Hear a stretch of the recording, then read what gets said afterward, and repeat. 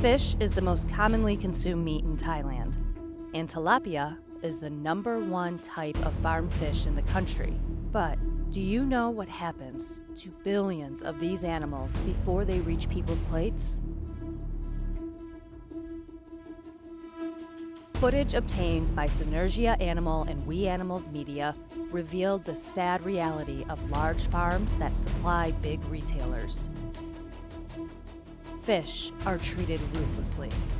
The water in the ponds is visibly dirty, with fish living in unsanitary conditions.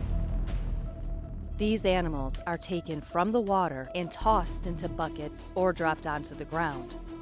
Some are put into containers of ice while still alive. This slaughter method slows their metabolic rate, potentially prolonging their suffering before death for hours. Others are cruelly left out of the water and die slowly and painfully by suffocation. Smaller farms are problematic too. In this tilapia farm that supplies traditional markets, many fish had signs of disease and bacterial infection, such as bulging white eyes. Sick fish were left to die in the ponds, where they were eaten by others. Tilapia are usually a herbivorous species, but here they are given meat in the form of fish meal.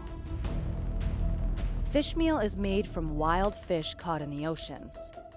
According to the FAO, the use of this type of feed in aquaculture contributes to overfishing and represents a significant threat to the ocean's biodiversity. But the struggle on the farms is not the end of the suffering for these animals.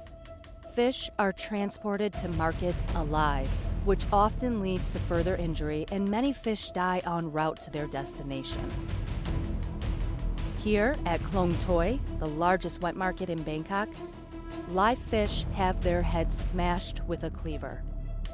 The same happens in Talad Thai, a market in the north of Bangkok where people buy products for resale and distribution throughout Thailand. Some fish remain conscious even after being cut open.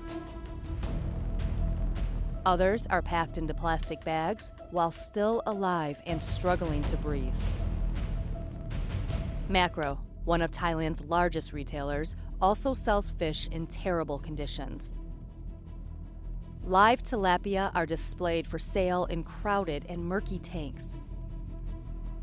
Many of them appear injured and unhealthy.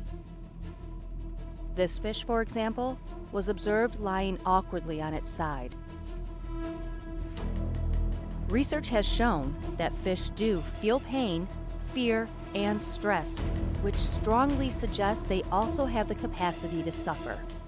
It is time for our society to be kinder. It is time we stopped allowing and supporting the abuse of these sentient beings. The best way to fight animal abuse is to bring it to light. Please, make a donation today to make other exposés like this possible.